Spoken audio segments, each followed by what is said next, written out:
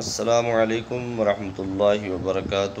سامعین و ناظرین، آج میں آپ کو عفیفہ نام کا معنی بتاؤں گا۔ عفیفہ عین، فا، یا، فا اور آخر میں ہا۔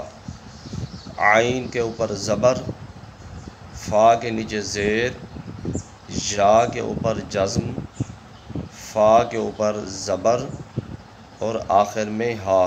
عفیفہ، اس کا معنی ہے پاک دامن عورت اور برے کاموں سے رکنے والی عورت اور بہترین عورت۔ یہ تین معنی ہیں: پاک دامن عورت، برے کاموں سے رکنے والی عورت، بہترین عورت۔